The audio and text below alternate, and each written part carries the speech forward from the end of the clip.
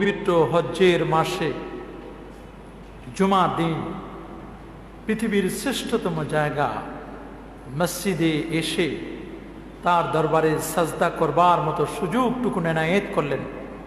আসুন আমরা সকলে সর্বোচ্চ শক্তি দিয়ে দারাজ কণ্ঠে প্রাণ খুলে দেল মন উজাড় করে হৃদয়ের সবটুকুন আবেগ আর অনুভূতিকে উচ্ছ্বাস করে হৃদয়ের বদ্ধ কপাটকে উন্মোচন করে দিয়ে হৃদয়ের গহীন থেকে সর্বোচ্চ শক্তি দিয়ে কালিমাতুশ শুকুর আদায় করে পড়ে আলহামদুলিল্লাহ।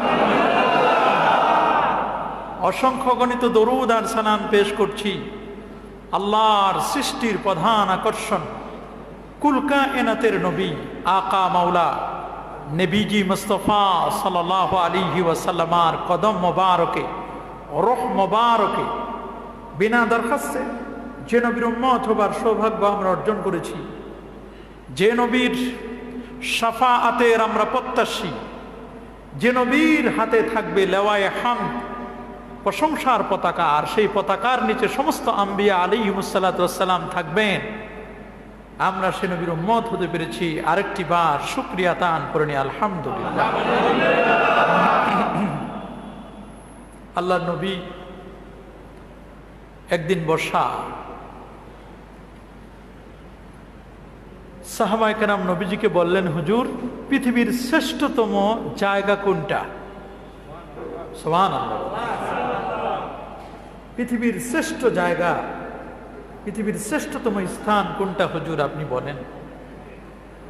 নবীজি বলেন, লা আদরি, আমি জানি না। নবী কি বললেন? আমরা হলে চেষ্টা করতাম একটা বলে দিই, যা হওয়ার হবে, কিন্তু আল্লাহ নবী বলেন আমি জানি না, আল্লাহই ভালো জানেন। সুবহানাল্লাহ। ফতোয়া জিজ্ঞেস করলে সাথে সাথে বলা ঠিক নয়, দেখে শুনে বুঝে শুনে বলতে হয়। ইমাম মালিক ইমাম দারিল হিজরা বড় মাপের পণ্ডিত ছিলেন, মদিনা শরীফের ইমাম ছিলেন। তার ওস্তাদ ছিলেন নাফে আল মেদিনী। ওস্তাদ এবং শাগরেদ দুজনের কবর মাজার মসজিদে নববীর থেকে সোজা সেই জান্নাতুল বাকিতে দুজনের কবর একেবারে পাশাপাশি। সুবহানাল্লাহ। ওস্তাদ আর শাগরেদ দুজনে পাশাপাশি ঘুমিয়ে রয়েছেন, ইমাম মালিক রহমতুল্লাহ আলাইহি আর ইমাম নাফে আল মেদিনী। ইমাম নাফে আল মেদিনীর মুখে আল্লাহর নবী ফুঁক দিয়েছিলেন, এই জন্য তিনি যখন কোনো মজলিসে যেতেন আতর ব্যবহার করার লাগতো না। আল্লাহর নবী যে ফু দিয়েছিলেন, উনি মুখটা হাঁ করলে কেরাত পড়লে পুরো মজলিস সুগন্ধিময় হয়ে যেত। সেই ইমাম মালিক ইমাম দারিল হিজরা মদিনার মাটিতে কোনোদিন জুতা পায়ে দিয়ে হাঁটেন নাই, কোনোদিন দোতলা বিল্ডিং এ উঠেন নাই। আল্লাহ নবীর নিচে থাকবে আর আমি বেয়াদবি করে উপরে উঠব। কোনোদিন মদিনা শরীফের যে হেরেমের এরিয়া আছে, হুদুদ হেরেম, হেরেমের মধ্যে কোনোদিন বাথরুম করেন নাই। যখন এই বাথরুমের প্রয়োজন হয়েছে হেরেমের বাহিরে গিয়ে বাথরুম সেরে উজু করে তারপর ভিতরে ঢুকেছে।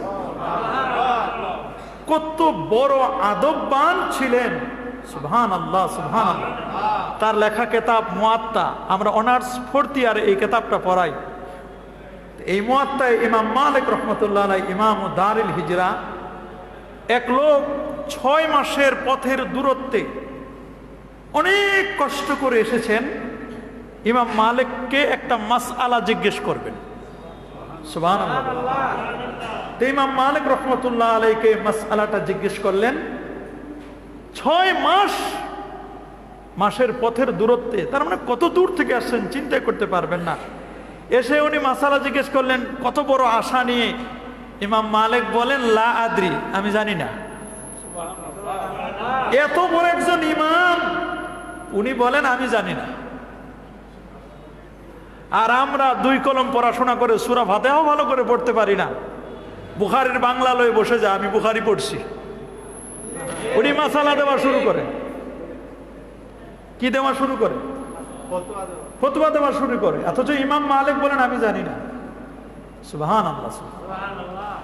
শুধু তাই নয়,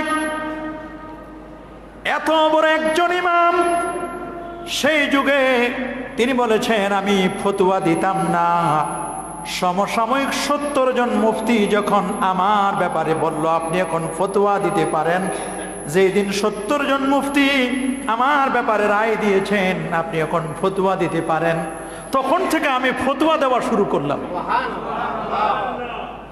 আর আমরা 2-1 কলম পড়েই মুফতি, ফেসবুকের মুফতি, ইউটিউবের মুফতি, ওরে মুফতি অভাব নাই। কথা বলেন ঠিক কিনা? মুফতির কি অভাব নাই? লেখা নাই, পড়া নাই, শোনা নাই, বুঝা নাই, জানা নাই, মুফতি ফতোয়া দেওয়া শুরু করে। কথা বলেন ঠিক কিনা? 40টা প্রশ্ন করা হয়েছে ইমাম মালিককে, উনি 36টা প্রশ্নের উত্তরে বলছেন লা আদরি, আমি জানি না। মাত্র 4টা প্রশ্নের উত্তর দিয়েছেন। ইমাম মালিকের একজন ছাত্র বসা, ইমাম মালিকও সেখানে আছেন।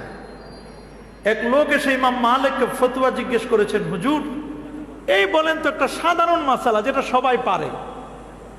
ইমাম মালিক তিনি বললেন আমি এটা জানি না। সাগরের যে ছাত্র সে বলে এটা তো আমিও জানি, হুজুর এটা জানে না? বলে হুজুর, লোকটা চলে যাওয়ার পরে বললেন এটা তো একটা সাধারণ মামুলি ব্যাপার, এই মাসালাটাও আপনি বললেন না, এটা তো একটা হালকা জিনিস। ইমাম মালিক বলেন লাইসা ফিল ফিকহে খাফিফ, শরীয়তের ফিকহের ক্ষেত্রে কোনো হালকা জিনিস নাই।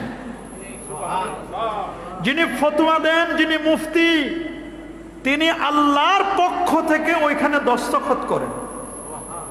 কারণ হালাল এবং হারাম বলা এটা আল্লাহ ছাড়া কেউ বলতে পারে না। কথা বলেন ঠিক কিনা? হালাল হারাম বলার দায়িত্বটা কার? সেইখানে একজন মুফতি যখন বলেন এটা হালাল এটা হারাম, এটা মুফতি কেমন মুফতি? যিনি আল্লাহর পক্ষ থেকে, আল্লাহর বান্দা, আল্লাহর পক্ষ থেকে তিনি হালাল হারামের ব্যাপারে তিনি রায় দেন, যে কাজটা ডিক্লার দেন, ঘোষণাটা দেন, কেমন যেন ওই জায়গায় সে নিজে দস্তখত করল। ইমাম মোহাম্মদ আশ-শাইবানি এরকম বড় বড় পণ্ডিত যারা, ইমাম ইবনে হাজার আসকালানী রাহমাতুল্লাহ আলাইহি সহ বড় বড় পণ্ডিত যারা, তারা বলতেন যে আমাদেরকে যখন কেউ মাসআলা জিজ্ঞেস করতো, ফতোয়া জিজ্ঞেস করতো, তখন আমরা সামনে জান্নাত আর জাহান্নাম তুলে ধরতাম। এই ফতোয়াটার যদি সঠিক উত্তর দিতে পারি আমার জন্য জান্নাতে যাওয়া খুব ইজি হবে, আর যদি ভুল ফতোয়া দেই আর এই অনুযায়ী যদি মানুষ আমল করে তাহলে আমার জন্য জাহান্নামে যাওয়া সহজ। আমার দেশের মুফতি, ফতোয়া আলেমরা যদি এই চিন্তা করে যদি ফতোয়া দিত তাহলে ফতোয়া দেওয়া বড় কঠিন হয়ে যেত। আর যদি বলা হতো যে মুফতি লেখেন নামের আগে, ইনারা আসার সময় খালি মুফতির সার্টিফিকেটটা নিয়ে আসবেন, দেখবেন যে সবাই, অধিকাংশ মুফতি আর লিখতো না, সবাই দেখতেন যে সার্টিফিকেট নাই, অধিকাংশের নাম লাগাই দিছে মুফতি, ফেসবুকের মুফতি। এরকম বহু মুফতি আছে না? অথচ এরা কোনোদিন বলে নাই যে আমি জানি না, লা আদরি। আল্লাহ নবীকে জিজ্ঞেস করলেন হুজুর পৃথিবীর শ্রেষ্ঠতম জায়গা কোনটা? নবীজি কি বললেন? আমি জানি না। জিবরিলকে ডাকলেন, জিবরিল। জিবরিল হাজির হলেন। জিবরিল নবীর কাছে 24,000 বার এসেছে। কয় হাজার বার? জিবরিলকে কল করলেন, জিবরিল আসলেন। জিবরিল, এই পৃথিবীর শ্রেষ্ঠতম জায়গা কোনটা? জিবরিল আমিনও বলেন লা আদরি, হুজুর আমি জানি না। কি বলো জিবরিল, তুমিও জানো না আমিও জানি না, তাহলে জানে কে? কয় তাহলে আল্লাহই জানে। সুবহানাল্লাহ বলেন। কে জানে? আল্লাহ জানে। জিবরিল একটু আল্লাহকে জিজ্ঞেস করো। আল্লাহর কাছে জানতে চাইলেন। আল্লাহ বলেন জিবরিল আমার দোস্তও জানে না, তুমিও জানো না, আমি আল্লাহ বলে দিচ্ছি পৃথিবীর শ্রেষ্ঠ জায়গা ইন্না খায়রাল বিকা, পৃথিবীর শ্রেষ্ঠতম জায়গা হচ্ছে মাসাজিদুহা। সুবহানাল্লাহ। মসজিদগুলো হলো পৃথিবীর সেরা জায়গা, শ্রেষ্ঠ জায়গা। আর পৃথিবীর নিকৃষ্টতম জায়গা হলো বাজার। পৃথিবীর নিকৃষ্টতম জায়গা কি? এখন বলবেন হুজুরের নিকৃষ্টতম জায়গা তো আপনিও যান, আমরাও যাই। বাজারে গিয়ে যদি দোয়া পড়তে পারেন তাহলে ওইখানেও আপনার জন্য সওয়াব আছে। বাজারে বেশিক্ষণ থাকতে হয় না, যত দ্রুত সম্ভব বাজারের কাজটা সেরে দ্রুত চলে আসতে হয়। অনেকে বাজারে আড্ডা দেন, বাজারে আড্ডা দেওয়া ভালো মানুষের কাজ নয়। মসজিদে বসে থাকেন, ইন্তেজারুস সালাত ফিস সালাত, কলবুহু মুআল্লাকুম বিল মাসাজিদ, যার মনটা মসজিদের দিকে রুজু থাকবে, মসজিদের সাথে ঝুলন্ত থাকবে, কিয়ামতের দিন আরশের নিচে ওই লোকটা ছায়া লাভ করবে। তাহলে আমরা শ্রেষ্ঠ জায়গায়, ভালো জায়গায় আছি, কি বলেন আছি না? গত পর্বের আলোচনা, আজকে দ্বিতীয় পর্বে আলোচনা করব আমরা গত পর্বে বলেছিলাম পৃথিবীতে সবাই সম্মান চাই। কি বাবা মনে আছে আপনাদের? আমরা সবাই কি চাই? সম্মান চাই, ইজ্জত চাই। আমরা সবাই সম্মান চাই। সম্মান পাইতে হলে কয়টা জিনিস লাগবে? এই তো মনে আছে, কয়টা? আমরা প্রথম বিষয়টি আলোচনা করেছিলাম, সম্মান পাওয়ার জন্য প্রথম লাগবে হচ্ছে ঈমান। কি লাগবে? ঈমানের ক্ষেত্রে আমরা বলেছিলাম সেই আতাউল গনি উসমানীর সেই ঈমানের কথা। সে কি বলেছিল? আমরা বলেছিলাম বেশ বড় বড় পণ্ডিতদের কথা। একজন সাহাবী আব্দুল্লাহ ইবনে হুযাফা আস-সাহাবী রাদিয়াল্লাহু তাআলা, তার ঈমান কেমন ছিল সেটাও আমরা বলেছিলাম। ঈমান নিয়ে দীর্ঘ কথা বলেছি। আজকে আমরা সম্মানের দ্বিতীয় যে বিষয়টি, তার নাম হচ্ছে ইলম, জ্ঞান। সুবহানাল্লাহ বলে। এই পৃথিবীতে যদি কেউ সম্মানিত হতে চায়, তাহলে সম্মানিত হতে গেলে ঈমান এবং আকীদার পরে যে জিনিসটির প্রয়োজন হবে তার নাম হচ্ছে ইলম, তার নাম হচ্ছে জ্ঞান। সুবহানাল্লাহ। নলেজ লাগবে। কি লাগবে? নলেজ, জ্ঞান। জ্ঞান লাগবে। কি লাগবে? এই ইলম, নলেজের জ্ঞান, ইলম, আইন লাম মিম। এই আইন লাম মিম থেকে আলিম, ইন্নাল্লাহা আলিমুম বিযাতিস সুদূর। আল্লাহর এক নাম ইলম থেকে আলিম। কি নাম? আলিম। আরেক নাম আল্লাহর আইন দিয়ে, ওই একই দিয়ে আলিম। আলিমুল গায়বি ওয়াশ শাহাদাতি হুয়ার রহমানুর রহিম। ফজরের নামাজের পরে আমরা পড়ি হুয়াল্লাহুল্লাযী লা ইলাহা ইল্লাহু আলিমুল গায়বি ওয়াশ শাহাদাতি হুয়ার রহমানুর রহিম। সুবহানাল্লাহ। আল্লাহ নবী সুনান তিরমিজির মধ্যে বলে দিয়েছেন, কেউ যদি ফজরের নামাজের পরে আর মাগরিবের নামাজের পরে যদি সূরা হাশরের শেষ 3 আয়াত যদি তেলাওয়াত করে এই সিস্টেমে, আউযু বিল্লাহিস সামিউল আলিম মিনাশ শাইতানির রাজিম, এটা 3 বার বলবে, বিসমিল্লাহ বলবে না। এটার পরে যদি সূরা হাশরের শেষ 3 আয়াত তেলাওয়াত করে, আল্লাহ রাব্বুল আলামিন তার জন্য 70,000 ফেরেশতা তার জন্য নিযুক্ত রাখবেন, ওই লোকটা যেন কোনো আপদ বিপদের মধ্যে গ্রেফতার না হয়। লোকটাকে সেভ করবে 70,000 ফেরেশতা। আল্লাহু আকবার। কি এই আমলটা আমরা করতে পারবো না ইনশাআল্লাহ? কি পারবো? পারবো। এই আমলটা আমরা করব ইনশাআল্লাহ। আমল আমরা করব। আলিম, আলেম, আর এটা আছে আল্লামুল গুয়ুব। আল্লামুল গুয়ুব, আল্লাম মহাজ্ঞানী। দেখেন না, আমরা এখন বলি একটু লেখাপড়া করলে উনি আল্লামা। উনি কি? আল্লামা। উনি হয়ে গেছেন আল্লামা। যেন তেন সবাইকে আল্লামা বলা ঠিক না। কথা বলেন ঠিক কিনা? কামেল পাস করে নাই, ফাজেল পাস করে নাই, আলেম পাসের খবর নাই, একটু ওই সুর তাল ভালো আছে, একটু জিকির করাইতে পারে, কিছু বয়াতি মুখস্থ করে নিছে, মাইক পাইলে 2-2.5 ঘন্টা মোটামুটি চিল্লা পাল্লা করতে পারে, লাভ দিয়ে দাঁড়ায় যায়, কোমরে গামছা বাঁধে। আছে না? আছে না? আছে না? কোমরে গামছা বাঁধে, এখানে ধরে এখানে ধরে, চেয়ারের উপর দাঁড়ায় যায়, মাইকের তার তুর ছিঁড়ে ফেলে, উনি আল্লামা। ও বাসের উপরে ওঠে, অনেকে বাসের উপরে ওঠে, কে কি করে সেটা করে, কিন্তু এগুলো আল্লামা বলে। এদের ব্যাপারে আল্লামা বলা হয় না, যাদের অগাধ জ্ঞান আছে। মূল আল্লামা হচ্ছেন আল্লাহ। কে? তবে মিন হাইসিননেস, মানুষের দৃষ্টিকোণ থেকে, মানুষের দিক থেকে মহাজ্ঞানী, পণ্ডিত, এক্সপার্ট, যার ডক্টরেট আছে, এইরকম ব্যক্তিদেরকে আল্লামা বললে এটা মানায়। কথা বলেন ঠিক কিনা? আপনারা যারে তারে আল্লামা লিখবেন না, যারে তারে আল্লামা বলবেন না। কথা বলেন ঠিক কিনা? আল্লামা আল্লামা শুধু মহাজ্ঞানী মনে করে, আসলে জ্ঞানের কোনো খবরই নাই। কথা বলেন ঠিক কিনা? কিছুই শিখি নাই আমরা, যতই পড়ি মনে হয় কিচ্ছু শিখি নাই। এত পড়াশোনা করি, তারপরে দেখি কিছুই শিখি নাই। কি লেখাপড়া করি? আল্লাহু আকবার বলেন। আলেম কখনো পরিতৃপ্ত হবে না। কে? আলেম কখনো পরিতৃপ্ত হবে না, মনে করবে কিছুই শিখি নাই। 100 বছর পড়াশোনা করার পরে মনে চায় আরো ভর্তি হই। সুবহানাল্লাহ বলেন, বড় কঠিন বিষয়। এই জন্য আলেম, আলিম, আল্লাম এই তিনটি সিফাত, এলেম সিফাত থেকে, জ্ঞান থেকে, সুবহানাল্লাহ। এলেম আসে আল্লাহর পক্ষ থেকে। কার পক্ষ থেকে? এলেম হচ্ছে নূর। বাবা এলেম কি? কথা বলেন না, এলেমটা কি? এলেম হচ্ছে নূর। ইমাম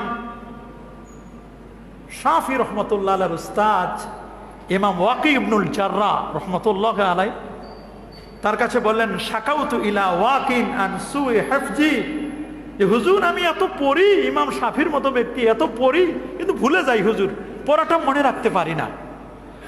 ফাউসানি আন তারকিল মাআসি, ইমাম ওয়াকি ইবনুল জাররাহ রহমতুল্লাহ আলাই ইমাম শাফিকে ওসিয়ত করলেন, বাবা তুমি গুনাহ ছেড়ে দাও, গুনাহ ছেড়ে দাও, গুনাহ ছেড়ে দাও, গুনাহ করো না, গুনাহ ছেড়ে দাও, পাপের কাজ তুমি ছেড়ে দাও। ফাউসানি আন তারকিল মাআসি ফাইন্নাল ইলমা নূরুম মিন ইলাহি ওয়া নূরুল্লাহি লা ইউতা লিল আসি।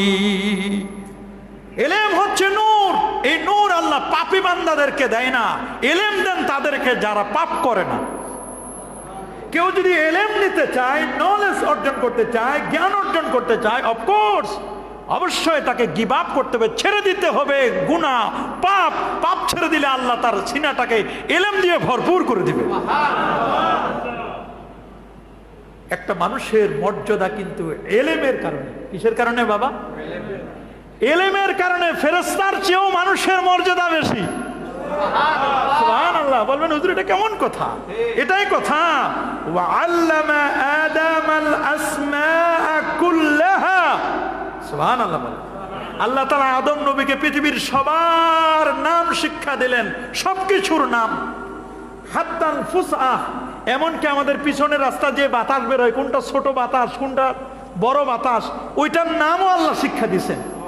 আদম নবী জানেন না এটার নাম চেয়ার, এটার নাম মাইক, এটার নাম ট্যাব, এটার নাম মোবাইল? আদম নবী জানতেন না? সব জানতেন। সুবহানাল্লাহ বলেন। কি আদম নবী জানতেন না? সব আল্লাহ তাকে জানাই দিয়েছেন। ফেরেশতাদের সামনে জিজ্ঞেস করলেন, বলো তো এটার নাম কি? ফেরেশতারা কিছুই বলতে পারে না। আদম নবীরে জিজ্ঞেস করে, বলো তো। আদম তো ঝরঝর করে বলে দেন। সুবহানাল্লাহ। তো যার জ্ঞান বেশি, এলেম বেশি, সুতরাং আদমকে ফাসজুদু লি আদামা, তোমরা আদমকে কি করো? সেজদা করো। সুবহানাল্লাহ বলেন।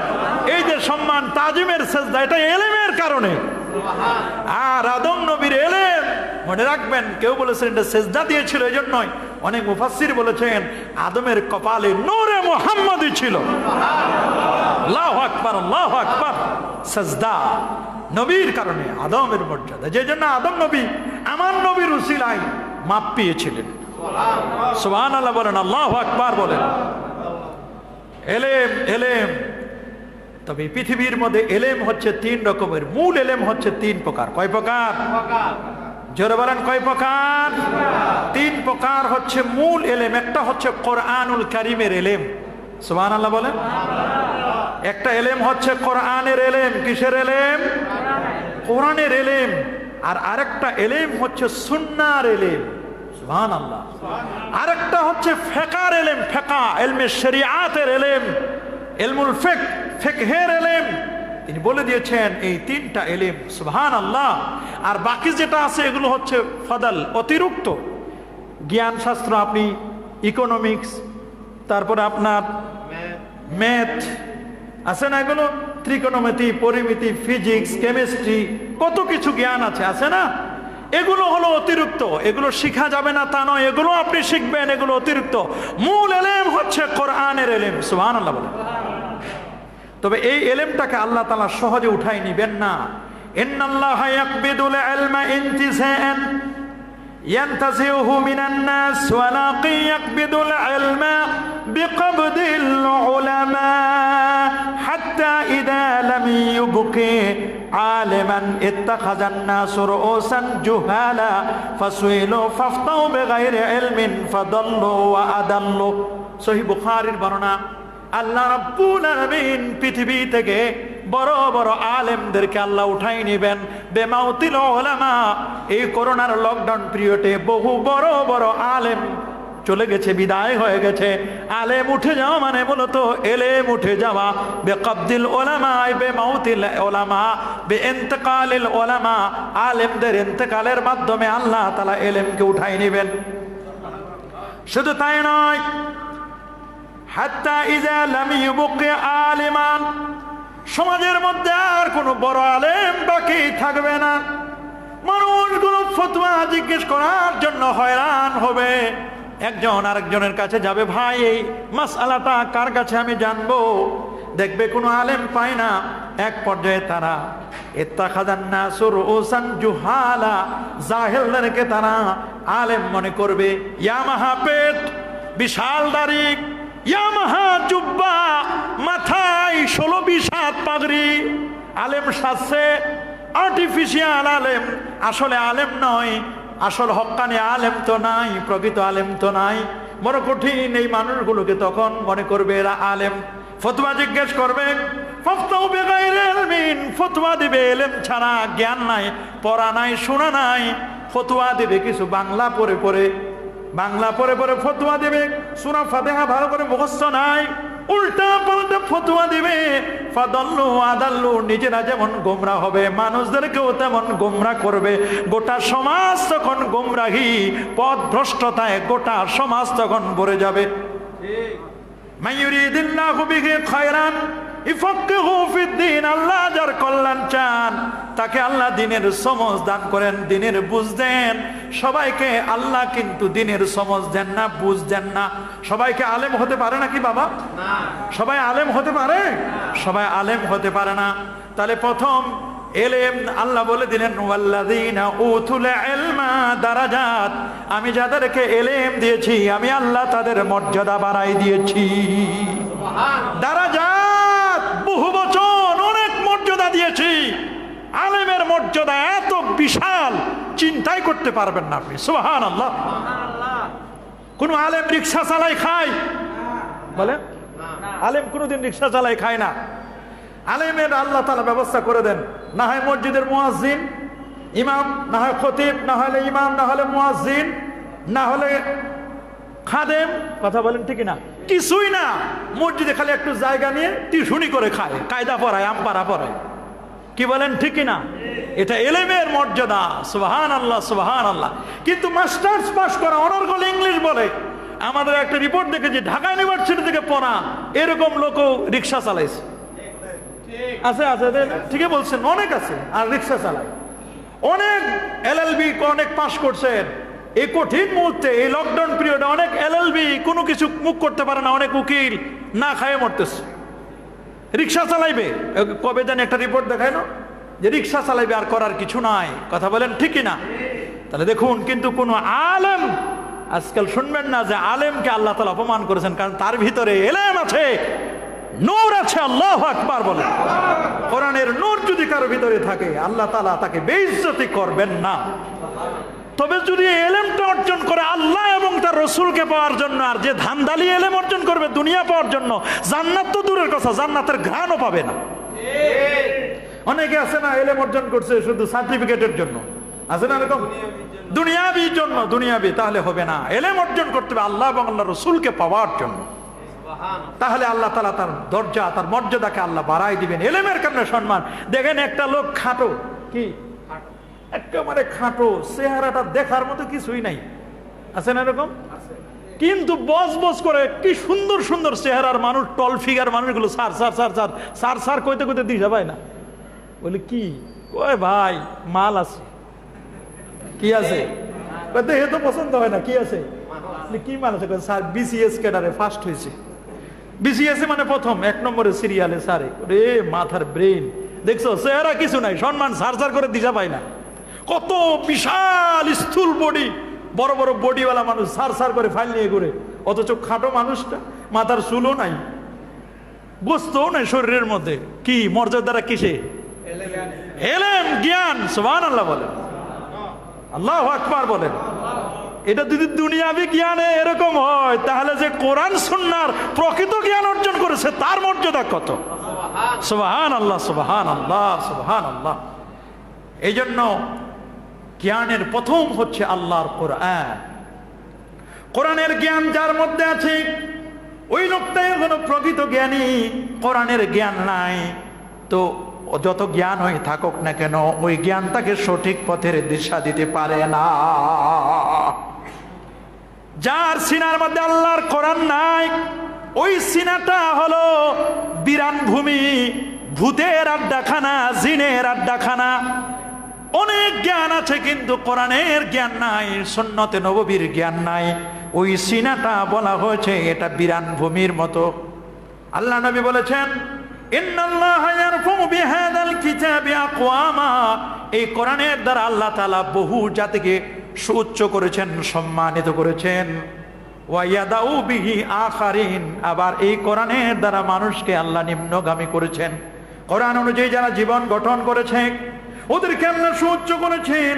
কোরআনকে ব্যক্তি জীবনে, পারিবারিক জীবনে, সামাজিক জীবনে, রাষ্ট্রীয় জীবনে, সর্বক্ষেত্রে কোরআনকে যারা মেনেছেন, মনে রাখবেন কোরআন মানার কারণে আল্লাহ তাদের মর্যাদাকে বুলন্দ করে দিয়েছেন। আর মান তারাকাহু জাব্বারান কাসসামাহুল্লাহু ফিল আরদ, আর কোরআনকে যারা অ্যাভয়েড করেছেন আল্লাহ তাদেরকে অপদস্থ করেছেন। আজকে দুর্নীতি হচ্ছে, হয় না? না দুর্নীতি কি হচ্ছে? আপনারা কি বলেন? সেক্রেটারি সাহেব বলছে রন্ধে রন্ধে হইতেছে, তাহলে সাপোর্ট পাইছি। কি বলেন আপনারা, দুর্নীতি হচ্ছে না হয় না? আমরা তো আর এত ইনভেস্টিগেশন করতে পারি না, আমরা শুধু শুনি, শুনে বলি। এটা কি আমাদের দোষ? কি এটা দোষ? মনে রাখবেন দুর্নীতি হচ্ছে, দুর্নীতি হচ্ছে, এটা মাননীয় প্রধানমন্ত্রী পর্যন্ত সংসদে বলেছে। কথা বলেন ঠিক কিনা?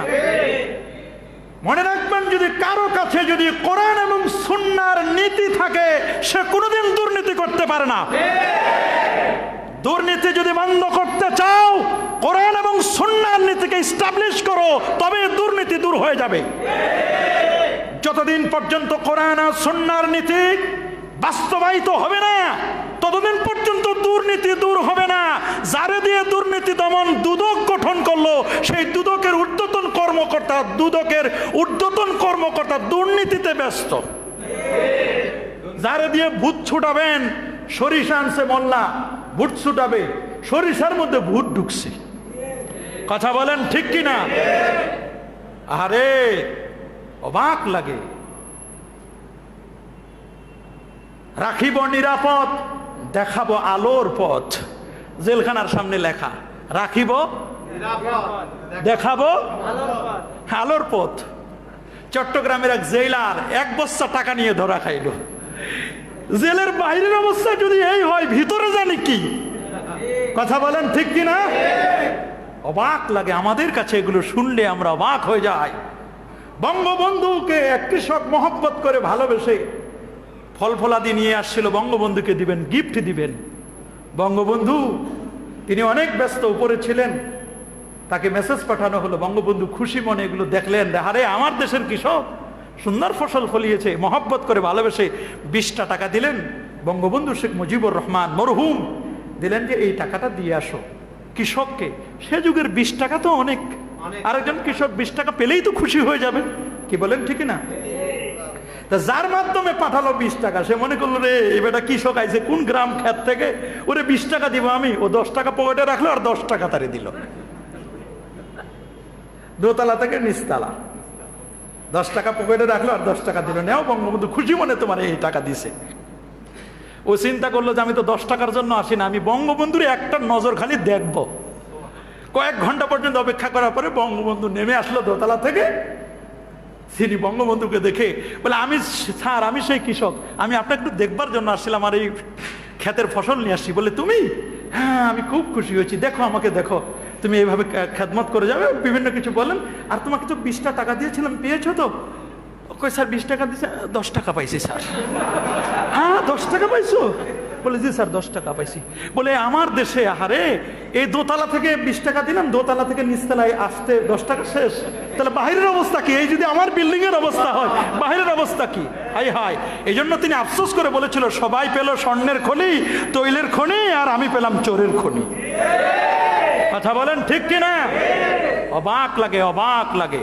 আজকে সদিচ্ছা অনেকের আছে, দুর্নীতিমুক্ত একটি বাংলাদেশ গড়বে, কিন্তু এই দুর্নীতিমুক্ত বাংলাদেশ গড়ার পিছনে যারা কাটা হয়ে দাঁড়িয়েছে, যদি রাজনৈতিক সদিচ্ছা থাকে আর আর যদি জবাবদিহিতা থাকে, তাহলে মনে রাখবেন যারা দুর্নীতিগ্রস্ত করবে, যারা দুর্নীতিতে চ্যাম্পিয়ন হবে, দুর্নীতি করবে, তাদেরকে যদি বিচারের আওতায় আনা হয়, কোরআন এবং সুন্নাহর নীতি অনুযায়ী যদি বিচার করা হয়, তাহলে দুর্নীতি দূরীভূত হবে, কোরআন এবং সুন্নাহর নীতি এস্টাবলিশ হবে, মানুষ শান্তির পথ দেখবে, স্বাস্থ্য খাতে আর এত অবনতি চোখে পড়বে না। কথা বলুন। এই জন্য কোরআনের এলেম থাকতে হবে। কিসের এলেম বাবা? কোরআনের এলেম।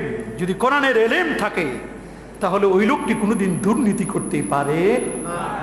আল্লাহ নবী বলেছেন, মান ক্বালা বিল কোরআন, ওরে কোরআন দিয়ে যদি কোনো ব্যক্তি কথা বলে, সাদাকা, ওই লোকটি সত্য কথা বলে। ওয়া মান আমিলা বিল কোরআন, কোরআন দ্বারা যদি কোনো ব্যক্তি নেক আমল করে, উজরা তাকে উত্তম প্রতিদান দেওয়া হবে।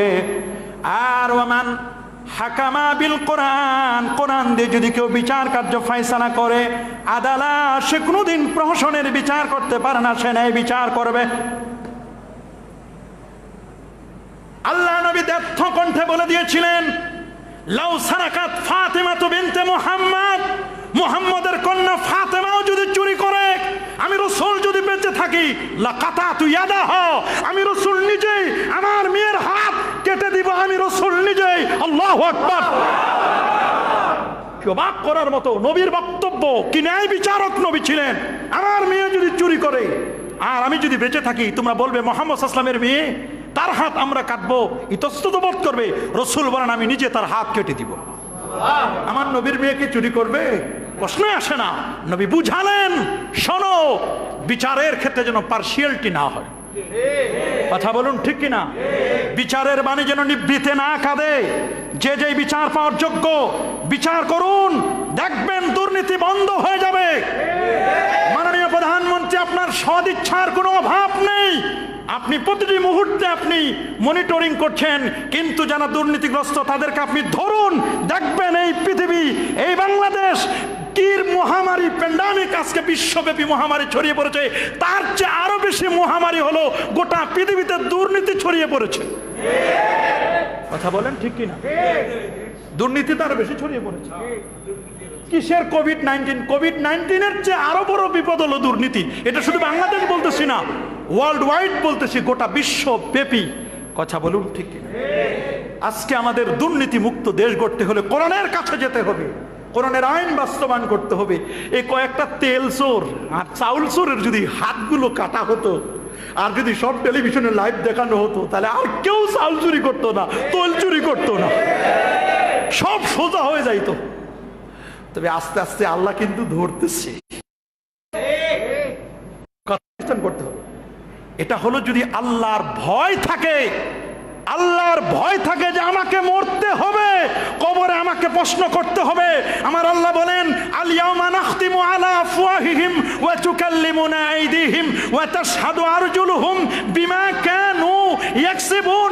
সেদিন তার মুখ কথা বলতে পারবে না, হাত কথা বলবে। কারে কারে টাকা দিছো? হাত বলবে কথা, পা কথা বলবে। সেদিন কিন্তু মুখে আল্লাহ সিলগালা করে দিবেন। এই ভয় যদি থাকে, কেউ দুর্নীতি করতে পারে না। মনে করছিল এই দুর্নীতি করে পার পায়ে যাবে, কিন্তু পারলো না তো, 6 মাসও তো টিকতে পারলো না, আল্লাহ নিয়ে গেলেন। এখন বুঝতেছে মজা, কবরের কি খবর। কথা বলেন, কবর এমন কঠিন জিনিস বাবা, কবর এটা খবর করে দিবে, কবর কাউকে ছাড়বে না। বড় কঠিন জায়গা কবর, এমন কঠিন জায়গা রে। কবরে কারোর সাথে কোনো পার্সিয়ালিটি চলবে না।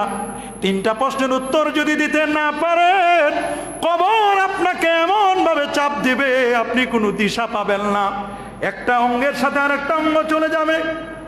আদরের স্বামী, আদরের স্ত্রী, স্ত্রী কোনোদিন স্বামীর কবরে যাবে না, স্বামী স্ত্রীর কবরে যাবে না, ছেলে মেয়ে মা বাবার কবরে যাবে না, মা বাবা কোনোদিন ছেলের কবরে যাবে না। কবর বড় কঠিন জিনিস।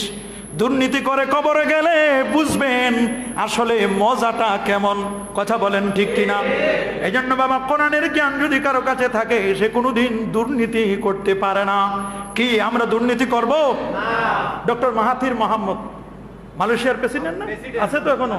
ডক্টর মাহাথির মোহাম্মদ বলেছেন যে ঘুষ এটা যতক্ষণ টেবিলের নিচে থাকবে ততক্ষণ পর্যন্ত দমন করা যায়, কিন্তু ঘুষ যদি টেবিলের উপরে উঠে তখন আর বন্ধ করা কঠিন। এখন আর ঘুষ টেবিলের নিচে না, এখন উপরে উঠে গেছে। ঘুষ কি এখন টেবিলের নিচে দেয়? এখন রকেট, রকেট মানে বুঝে নিতে হবে যে রকেটে পাঠাও 50,000, রকেটে বিকাশে পাঠাও, এখন আর হাতে হাতে নেন, এখন সব উপরে উঠে গেছে। কথা বলুন ঠিক কিনা? গত জুমায় বলেছিলাম, শেষ করতে পারলাম না, একটা লাইনও শেষ করতে পারলাম না, কি করব, সময় তো শেষ। কিন্তু গত জুমায় বলেছিলাম ওই আলেকজান্ডার দ্য গ্রেটের কথা বলবো, মনে আছে আপনাদের? এটা বলে আজকে শেষ করে দিব, পরবর্তীতে মনে হয় আরো 2 পর্বে আমরা কথা বলতে পারবো। দেখি আমরা আলেকজান্ডার দ্য গ্রেটের নাম শুনেন না এমন খুব কম মানুষ আছে। 323 খ্রিস্টপূর্ব 323-এর আগে মাত্র 33 বছর বয়স পেয়েছিল। কত বছর বাবা? মাশাআল্লাহ, কত বছর?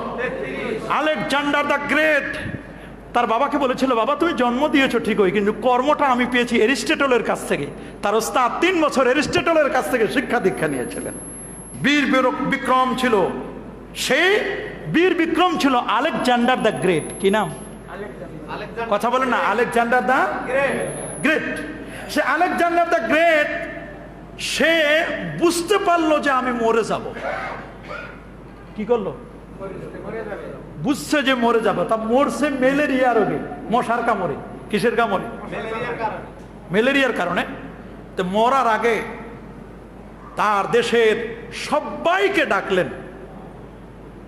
তাকে ইস্কেন্দারও বলা হতো, বাদশাহ ইস্কেন্দারও বলতো তাকে বিভিন্নভাবে। রোমিও বড় একজন পণ্ডিত ছিলেন, সেই বেবিলন সহ ভারত পর্যন্ত চলে এসেছিল রাজ্য জয় করার জন্য, অনেক বড় বড় রাজ্যগুলো জয় করেছিল। আলেকজান্ডার দ্য গ্রেট বিশাল একজন বীর বিক্রম ব্যক্তি ছিলেন। মরণের আগে সবাইকে ডাকলো, ডাকার পরে বলল, শোনো আমি তো মরে যাব, মরার আগে আমার 3টা ওসিয়ত। কয়টা? আমি মরে যাব, আমার 3টা কথা তোমরা বাস্তবায়ন করবে। বলে, স্যার কি বলেন, আপনার বয়স মাত্র 33 বছর। আমি ঘ্রাণ পাচ্ছি, আমার মনে হচ্ছে আমি মৃত্যুর ঘ্রাণ পাচ্ছি, আমি বাঁচব না। আমি অনুধাবন করতে পাচ্ছি আমি মনে হয় আর বেশি দিন বাঁচব। স্যার বলেন, প্রথম ওসিয়ত বললেন, শোনো আমি যদি মারা যাই, আমার লাশটা যেখানে রাখবে খাটিয়াটা, খাট, আমার খাট বহন করবে আমার যত চিকিৎসক, আমার জীবনের যত চিকিৎসা করেছে আমার দেশের চিকিৎসকরা, যারা ডাক্তাররা আমার খাটটা বহন করবে। কারা? ডাক্তাররা আমার খাট বহন করবে, পাশে সব ডাক্তাররা থাকবে। এই একটা। কিছুক্ষণ পরে আবার বললেন, স্যার দ্বিতীয়টা? বলে, দ্বিতীয়টা হচ্ছে আমার লাশটা, খাটিয়াটা, জানাজার খাটটা যেই রাস্তা দিয়ে নিয়ে যাবে, ওই রাস্তার নিচে আমার যত স্বর্ণ, রৌপ্য, মণি, মুক্তা যা আছে সব রাস্তায় বিছিয়ে দিবি। কয়টা গেল? 2টা। ভক্তবৃন্দরা সবাই বলল, স্যার লাস্ট তৃতীয়টা বলেন। বললো যে আমাকে যখন কাফনের কাপড় পরাবে, কাফনের কাপড় পরানোর পরে আমার লাশটা যখন নিয়ে যাবে, মানুষ তো চতুর্দিক থেকে দেখতে চাইবে যে আলেকজান্ডার দ্য গ্রেট মারা গেছে, নিয়ে যাচ্ছে তার লাশ। বলে, আমার কাফনের কাপড় পরানোর পরে আমার হাত 2টা বের করে দিবে। হাত 2টা কি করে দিবে? হাত 2টা বের করে দিবে। বলে, স্যার এই 3টা না আরো আছে? বলে, না এই 3টা। তো বললো, স্যার এই যে 3টা আপনি ওসিয়ত করলেন, এই 3টার ওসিয়তের কারণটা কি, হেকমতটা কি, ব্যাখ্যাটা কি, আপনি এরকম কঠিন কঠিন ওসিয়তগুলো বললেন স্যার? বলে যে, শোনো, প্রথমটার ব্যাখ্যা হলো এই, আমি আলেকজান্ডার দ্য গ্রেট, সবাই আমার সুনাম সুখ্যাতি জানে। আমি ইচ্ছে করলে সবাই মনে করে যে স্যারের এত বড় ডাক্তার, আহারে এত কিছু ছিল, ডাক্তার কবিরাজের তো অভাব নাই। কি বলেন ঠিক কিনা? আমি যদি স্বাস্থ্যমন্ত্রী হই, আমার ডাক্তারের কি অভাব হবে? কি বলেন আপনারা? আমার কথাই তো চলে, স্বাস্থ্যমন্ত্রী ডাক্তাররা। কথা বলেন ঠিক কিনা? আচ্ছা, আমার কি ডাক্তার বাঁচাইতে পারবে? বাঁচাবে কে? কথা বলেন। আলেকজান্ডার দ্য গ্রেট বলে দিল, শোনো দুনিয়ার মানুষ, আমি বলেছি আমার খাটটা, আমার জানাজার খাটটা বহন করবে যারা ডাক্তার, এর দ্বারা দুনিয়ার মানুষকে আমি মেসেজ দিলাম, দুনিয়ার মানুষ তোমরা শুনে রেখো, এই পৃথিবীর ডাক্তার আর কবিরাজ মানুষকে বাঁচাতে পারে না। ডাক্তার কবিরাজের ক্ষমতা নাই, ওরে মানুষকে বাঁচাতে পারে আমার আল্লাহ। আল্লাহ আল্লাহ ছাড়া মানুষকে কেউ বাঁচাতে পারে না। এটা মনে করব না পজিটিভ হলেই মৃত্যু, নেগেটিভ হলে আমি বেঁচে যাব। করোনা যদি পজিটিভ হয় তাহলে আমি মরব, নেগেটিভ হলে আমি বেঁচে যাব এটা নয়, বরং পজিটিভ হলেও আপনি বেঁচে যেতে পারেন। প্রথম যার করোনা পজিটিভ হয়েছিল তিনি এখনো বেঁচে আছেন না? প্রথম যাকে ধরা হয়েছিল করোনা, প্রথম যাকে ধরছে পজিটিভ, সে বেঁচে আছে। এরপরে অনেকের নেগেটিভ হয়েছে, তারপরও মারা গেছে। তার মানে ডাক্তার বলেন কবিরাজ বলেন কেউ রক্ষা করতে পারবে না। ইজা জা আজালুহুম লা ইস্তাখিরুনা সাআতাও ওয়া লা ইস্তাকদিমুন। মৃত্যু যার যখন হওয়ার রে বাবা হয়ে যাবে, কেউ আমাকে বাঁচাতে পারবে না। এই মেসেজটি তোমরা জগৎবাসীকে জানাইয়া দাও। আলেকজান্ডার দ্য গ্রেট এটা দ্বারা বুঝালেন। 2 নম্বর স্যার, 2 নম্বরটা কি বললেন আপনি? বলে স্যার আপনি বলেছিলেন স্বর্ণ রৌপ্য বিছাই দিতে, এটা কেন?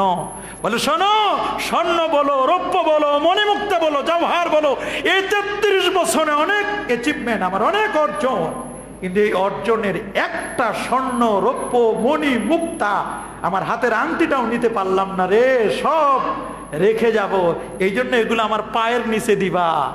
এগুলো কিছুই না, এগুলো কিচ্ছু যাবে না, যাবে না কামল, যাবে কাফনের কাপড় বাবা, ঠিক কিনা?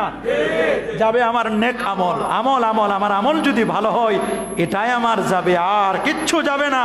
বাড়ি পরে রবে, ঘর পরে রবে, সব পরে রবে, আমি একাই চলে যাব, আমাকে রেখে চলে আসবে। কথা বলেন ঠিক কিনা? আর এমনও সন্তান তো আছে মা বাবার খবরও নিতে যায় না। সুপুত্র হলে তো ভালো, আর যদি এর বিপরীত যেটা ওইটা যদি হয় তাহলে তো মা বাবার খবরও নিবে না। কথা বলুন ঠিক কিনা? বলে স্যার 3 নম্বরটা, হাত দুটো বের করতে বললেন। বলে এটা এই জন্য বলেছি রে, আমি এসছিলাম খালি হাতে। মানুষ মনে করবে আলেকজান্ডার দ্য গ্রেট মনে হয় কফিনের কাপড়ের মধ্যে মনে হয় অনেক কিছু নিয়ে যাচ্ছে, স্বর্ণরৌপ্যগুলো মনে হয় নিয়ে যাচ্ছে। শুনে রাখো, খালি হাতে এসেছিলাম, হাত দুটো দেখাই দিবে আমার হাতে কিছু নাই। যেমনই এসেছিলাম খালি হাতেই আমি চলে যাচ্ছি, আমি কিছুই নিতে পারি নাই বাবা, আমরা কেউ কিচ্ছু নিতে পারবো না। সুতরাং দুর্নীতি করে এই অর্থ তো আপনি ভোগ করতে পারবেন না, বরং এটা হারাম, এটা অন্যায়। এই হারাম কাজ করলে আরাম নাই, খালি হসপিটালে দৌড়াই 3 দিন পর পর। কোথায় দৌড়ায়? খুব বড় উন্নত মানের কোরমা পোলাও ভিআইপি খাবার খায়, হারাম খায়, আর খালি হসপিটালে দৌড়ায়, আর কাদিয়ানি অফিসে দৌড়ায়, বাথরুমে। কোন অফিস? কারণ কাদিয়ানিদের প্রতিষ্ঠাতা মারা গেছে তো বাথরুমে, নাম দিচ্ছি ওটা বাথরুমে, কাদিয়ানি অফিস। সে বড় কঠিন একটি বিষয়। মির্জা গোলাম আহমদ কাদিয়ানি, যেটা এটা গোলাম শৈতান কাদিয়ানি পাঞ্জাবের, সে কিন্তু মারা গেছে কিন্তু বাথরুমে, জানেন তো আপনারা? টানকিতে, বাথরুমের টানকিতে পরে মারা গেছে। আরাম নাই তো, শান্তি নাই। আর ডাল খায়, ভাত খায়, 28 চাউলের ভাত খায়, আরো নিম্নমানের ভাত খায়, ট্যাবলেট লাগে না, ক্যাপসুল লাগে না, ঘুমাইতে ঘুমাইতে নাক ডাকে ঘুমায়। এত শান্তির ঘুম, এসি নাই, ডিসি নাই, কিছুই নাই, কি আরামের ঘুম। টুকরিতে ঘুমাই, কাউরান বাজারে বড় টুকরিতে ঘুমাই, ভ্যানের মধ্যে ঘুমাই, অবাক লাগে। আর 4টা ঘুমের ট্যাবলেট খায়া বলে হুজুর, ইস সারাটা রাত একটু ঘুমাইতে পারলাম না। কেমনে ঘুম আসবে? হারাম ভিতরে ঢুকছে, ঘুম তো আসার কথা না। কথা বলুন, ওইটা হারাম ঢুকাইলেন না কাটা ঢুকাইলেন? কাটা কাটা কাটা ঢুকাইলেন, কাটা খালি বিদ্ধ হচ্ছে, এই জন্য ঘুম আসে না। হারাম খাবেন? হারাম খাবেন? হারাম খাবেন না, আল্লাহর রাস্তে বলছি। হারামে আরাম নাই, আছে ব্যারাম। হালালে আছে আরাম, শান্তি আর শান্তি। তাহলে সম্মানের দ্বিতীয় যে বিষয়টি, সেটার নাম হলো এলেম, জ্ঞান। জ্ঞান অর্জন করুন। সুন্দর সুন্দর কথা বলবো ইনশাআল্লাহ এই জ্ঞানের ব্যাপারে।